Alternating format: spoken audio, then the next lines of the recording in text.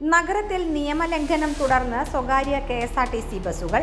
One way സംവിധാനങ്ങൾ പൂർണ്ണമായും തെറ്റിച്ചാണ് പല ബസ്സുകളും സർവീസ് നടത്തുന്നത്.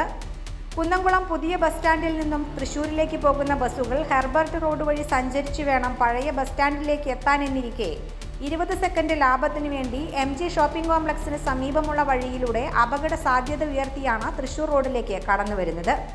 ഇത് ഗുരുവായൂർ റോഡിലൂടെ കടന്നുവരുന്ന വാഹനങ്ങൾക്ക് വലിയ അപകട ഭീഷണി ഉയർത്തുന്നുണ്ട്. തൃശൂരിൽ നിന്ന് വരുന്ന വാഹനങ്ങൾ ജവഹർ സ്റ്റേഡിയം ജംഗ്ഷൻ വഴി കടന്നു വരേണ്ടതിന് പകരം പലപ്പോഴും അതിനു മുമ്പുള്ള മധുരക്കുളം വഴിയാണ് യാത്ര തുടരുന്നത്. കുന്നംകുളത്തെ പഴയ ബസ് സ്റ്റാൻഡിൽ ആളുകളെ ഇറക്കുവാനും കയറ്റുവാനുമുള്ള സമയം മാത്രമാണ് അനുവദിച്ചിട്ടുള്ളത്. എന്നാൽ 5 മിനിറ്റിലധികം ബസ്സുകൾ അവിടെ നിർത്തിയിടുന്നത് പതിവ് സംഭവമായി മാറുന്നുണ്ട്. റോഡിന്റെ നടുഭാഗത്തേക്ക് വാഹനം നിർത്തി ആളുകളെ ഇറക്കുന്നതും വലിയ അപകട ഭീഷണി ഉയർത്തുന്നുണ്ട്. ട്രാഫിക് കുരുക്കും ഉണ്ടാകുന്നു. സ്വകാര്യ KSRTC ബസ്സുകൾ ഡോറുകൾ അടയ്ക്കാതെ സഞ്ചരിക്കുന്നതും വലിയ അപകടം ഉയർത്തുന്നുണ്ട്. ജില്ലയിൽ കഴിഞ്ഞയാഴ്ച ബസ്സിൽ നിന്ന് പുറത്തേക്ക് തെറിച്ചു വീണ് അപകടത്തിൽ വയോധിക മരണപ്പെട്ട അവസ്ഥയുണ്ടായിരുന്നു. ഡോർ അടച്ചിട്ട് പോലും ഡോറിന്റെ ഉറപ്പുകുറവ് മൂലമാണ് പുറത്തേക്ക് തെറിച്ചു വീണത്. ആ സാഹചര്യത്തിലാണ് ഡോറുകൾ പോലും അടയ്ക്കാതെ ബസ്സുകൾ യാത്ര തുടരുന്നത്.